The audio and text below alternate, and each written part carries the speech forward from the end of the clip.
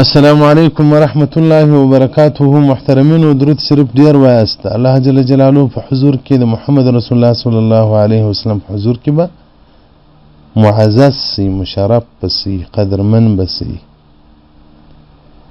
په دنیا کې به خلک نه پیژني، په دنیا کې به خلک دغه په حدیث سترګې درته ګوري، په نزد د الله جل جلاله به ډیر د قدر وړ دی.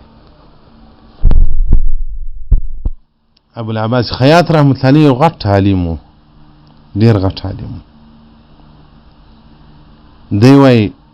د ابي محمد رشیق رحمت الله علیه و مسجد تو مدرسې ته ورلی،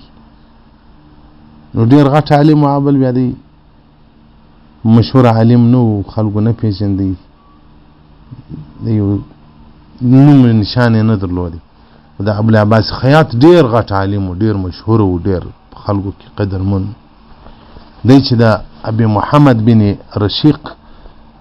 و مجلس و درس و ترالی، خلک هم حیران سو چې دا څه پیښ دی. هی عالم هم ډیر قدر و عزت وکړي د ابو العباس خیاط، ځکه خو ډیر غټ عالم د مجلس ترالی. نو ابي محمد بن رشیق رحمت الله علیه نو باره خبرې بندې کړلې ول، خو غټ عالم رالی د په مخ کې باید زه نه وغږېږم. شیخ ابي محمد بن رشیق رحمت الله علیه مبارک ورته وایي وغږېږه، ستا په مخ کې موږ نشو غږېدلی. دی څه ورته وایي؟ ابو العباس خیاط چې ډېر غټ عالم و، ډېر مشهور و، ډېر د قدر وړ و په زمانه کې. وایي رأیت رسول الله صلی الله علیه وسلم فی المنام، وایي ما محمد رسول الله صلی الله علیه وسلم ولیدی. وایي هغه راتلو ورسه د ابن رشیق مجلس ته، ورسه دغه مجلس ته، دغه په مجلس کې پر ما باندې ډیر درود ویل کیږي. ابن رشیق یو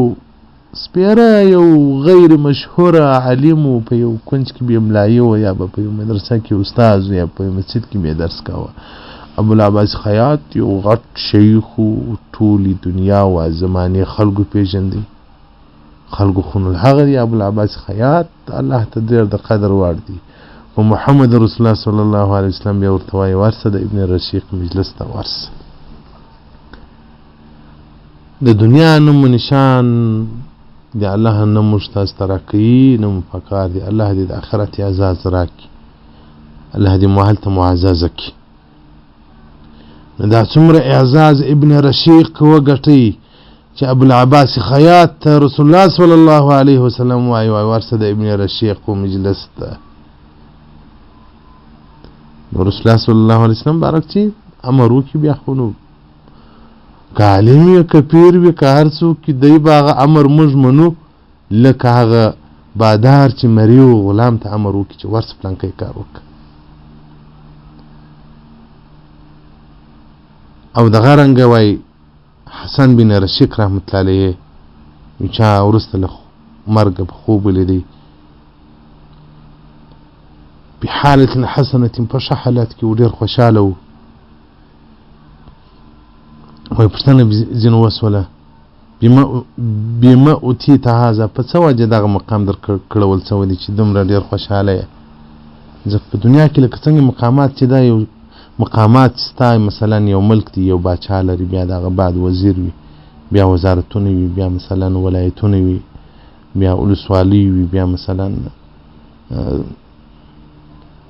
راځه دا څونه مقامات دي په ملک کې. نو د باچا تر سویا او تر ساته لوړ مقام په ملک کې نسته، د ملک صدر. په جنت کې په آخرت کې دا ډول مقامات وي د جنتیانو. هغه مقام خو د محمد رسول الله صلی الله علیه وسلم بارک دی، بیا انبیاء علیهم الصلاة والسلام دی، یا په امت کې صدیق رضی الله تعالی عنہ دی، بیا نو راځه جنت. نو د آخرت او د قبر حالات چې د انسان د مزین او شایسته ګرځي، بکثرت صلات علی نبی صلی الله علیه وسلم، پر محمد رسول الله صلی الله علیه وسلم باندې ډیر درود ویل، دا د انسان د حسن خاتمه، د انسان د ښه ژوند، د انسان د ښه زندګۍ سبب جوړیږي. او کوم ډیر درود وایه، ډیر درود مو وایه، په ژوند کې به د محمد رسول الله صلی الله علیه وسلم استازي درته راسي، د سلام به درته راورسي. محمد بن يحيى الكرماني رحمة الله عليه مبارک وایي وزد ابي علي ابن شازان رحمة الله عليه په مجلس کې ومغه یو عالم و فدخل علينا شاب يزوان رالی موږ نه پیژندې هیچا نه پیژندې فسلم علينا سلام یې ووایه بیا ویل ایکم ابو علي ابن شازان په تاسو کې علي بن شازان څوک دی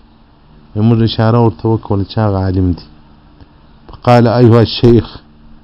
هغه ځوان ورته وایي شیخ رأيت النبي صلى الله عليه وسلم ومحمد رسول الله صلى الله عليه وسلم په خوب ولیدی او راته ویل ورسه په ابي علي ابن شازان باندې زما سلام وایه ورسره ملاقسه او زما سلام ورته وایه ثم انصرف الشاب هغه ځوان بس ریس د سلام را ورسوه ابو علي رحمة الله عليه ډېر وژړل دا څومره مقام دی چې محمد رسول الله صلی الله علیه وسلم سلام درته را لیږي. احمد جان جامی رحمة الله علیه مبارک په مناجات کې فرمایي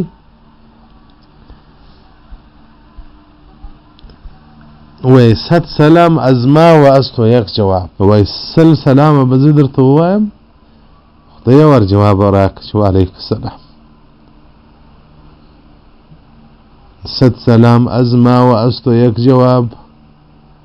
ما باید په مدینه منوره کې مې دا مناجات چې به مې وایه ما به نو د عدد و تعداد لوړ کړي دغه صد سلام لیکلي وو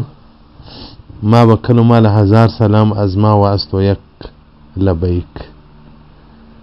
د مبارک داسې لیکلي وو صد سلام از ما و از تو یک لبیک. نو دا ډېر راته مقام دی چې محمد رسول الله صلی الله علیه وسلم مبارک سلام یې چاته راولی شي. نو ابو علي رحمة الله عليه وایي ډېر وژړل ول دې مقام مستحق خو زه نه یم او دا مقام اهل زه نه یم ما سوى لدي چې ما د حدیثو پر تلاوت باندې صبر کړی دی او د هر حدیث کې چې د رسول الله صلی الله علیه وسلم مبارک نوم راسي او یا په هر حدیث کې چې په سند چې صحابي وایي حدثنا پلانکی عن محمد صلی الله علیه وسلم نو دوی ما به درود وایه نو دوی دغه مقام چې ما پیدا کړي د درود په وجه باندې. کرماني رحمة الله مبارک وایي ابو علي رحمة الله مبارک له دغه زیري وروسته 2 میاشتې ژوند نه دی کړی پسې وفات سو. دا عشاق عشقان وه الله جل جلاله دې موږ تاسو ته عشق را نصیب کړي. د عشق د درد خوند په دنیا کې نسته نه د عشق د عشق خوند په دنیا کې سته. عشق و محبت محمد رسول الله صلی الله علیه و آله و صحبه وسلم تسلیما کثیرا کثیرا. نو راځي اولادونه په درود ښایسته کو مجالس په درود ښایسته کو بدنونه په درود ښایسته کو قبرونه په درود باندې ښایسته کو.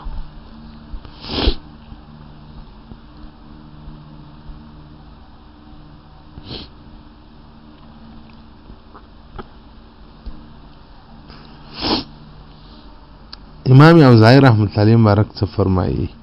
الیس ساعت من ساعت دنیا په دنیا کې چې هر ساعت پر تا باندې انسان تیریږي وهي معروضة على العبد يوم القيامة يوما فيوما ساعة فساعة. دا د دنیا ژوند چې پر تا تیر سو 10 کاله 20 کاله 10 کاله دا لکه د ټي وي پر سکرینو چې مثلا د خبرونه دی را اوړي ازاړه شان کې پټ دي مثلا هغه هم کولی چې بیا دی راواړی په کمپیوټر. نو په ورځ قیامت د هر ورځ انسان ته د سترګو ته الله جل جلاله ورتېره کړي وایي که دې په دغه وخت کې ذکر کړی وای په دغه وخت کې دې درود ویلی وای نو د هغه په سبب الله وایي دا مقام به مې په جنت کې وستر کړی وای. نو دا چې تا په دغه وخت کې ذکر نه دی کړی نو بس په دغه ځای ولاړې نور په جنت کې مخته نسې تللی. په جنت کې د هیڅ غم نسته په جنت کې د هیڅ درد نسته په جنت کې یو پښیمانتیا د دنیا پر حالاتو ده چې په دنیا کې انسان هغه وخت او هغه ټیم ټیبل په غفلت کې ور باندې تیر شوی پر هغه به انسان پښیمانتیا ښکار کوي وای کاش کې مې په دنیا کې په دغه وخت کې ما ذکر کړی وای په دغه وخت کې باید ما درود ویلی وای په دغه وخت کې چې ما ورکې کولی ما کرم بورډ کولی زه په گیم اخته وم زه په فلمو اخته وم زه په بلاکینګونه اخته وم په دغه وخت چې ما ذکر کړی وای درود شریف مې ویلی وای اوس په جنت کې دغه مقامات لاسته راغلي وای نو محترمینو ورځې شپې زموږ تاسو په شمار دي په دې ژوند کې ژوند مو د شمار دی ژوند مو د شمار دی تلونکي یو داسې زندګي لري چې په مخ کې مو قبر و دوژخ دی په مخ کې مو دوژخ و جنت دی یو انسان ته چې مخ کې قبر ګوري بیا دوژخ ګوري بیا جنت ګوري په دې حالت کې موږ څنګه ژوند کوو په دې حالت کې موږ نو محترمینو ډېرې دعاوې به راته کوئ د درود شریف خدمت مې درته وکړي د عشق او د محبت خدمت مې درته وکړي دا یو ارمان د ژوند او د آخرت او د قبر لرم چې د محمد رسول الله صلی الله علیه وسلم مبارک په کلي کې الله جل جلاله هلته مرګ راکړي د محمد رسول الله صلی الله علیه وسلم په حضور کې هلته الله مرګ راکړي که زه دا ځان ته ګورم د خپل جرمو خپل مسؤلیت خپل غفلت په هیڅ شی به مې الله نه وبخښي که د محمد رسول الله صلی الله علیه وسلم وبښو ته په جنت البقیع کې ښخ کړول سولم ګوندې الله جل جلاله د دې په برکت باندې رحم را باندې وکړي چې دا نجس او مردار خور د رسول الله صلی الله علیه وسلم همسایه سو که د ده د همسایه ګلوي په خاطر وبخښل نو د استاز حق پر شاګرد باندې دومره وي لکه د نبي حق پر امت باندې نو زما ستاسو څخه یو دغه توقع ده بس چې ما ته دعا کوئ ورته الله له ایمانه سره مرګ د محمد رسول الله صلی الله علیه وسلم مبارک په کلي او په مسجد نبوي کې ورکړه موږ په ژوند کې دا د ژوند ارمان جوړ کړو چې الله ماته د محمد رسول الله صلی الله علیه وسلم سره مرګ راک د ده په کلي کې د ده په حجره کې د ده په مسجد کې د ده په حجره کې په جنت البقیع کې دفن و شخیدن را نصیب دا هم موږ یو ارمان کو که هر ځای مړ سو زه دا ایمان لرم چې ملایکې به ماته بیا ورورسي ملایکې به ماته بیا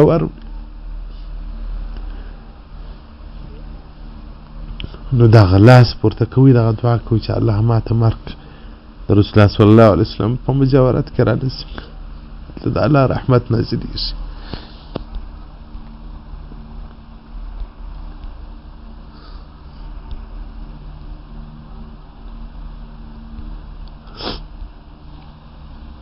سبحان ما يوصل شبجوس القربة إلى رب العالمين او د غرنګ موای صالحین صبحا یو سل در پنځوس والسلام علیکم ورحمة الله وبرکاته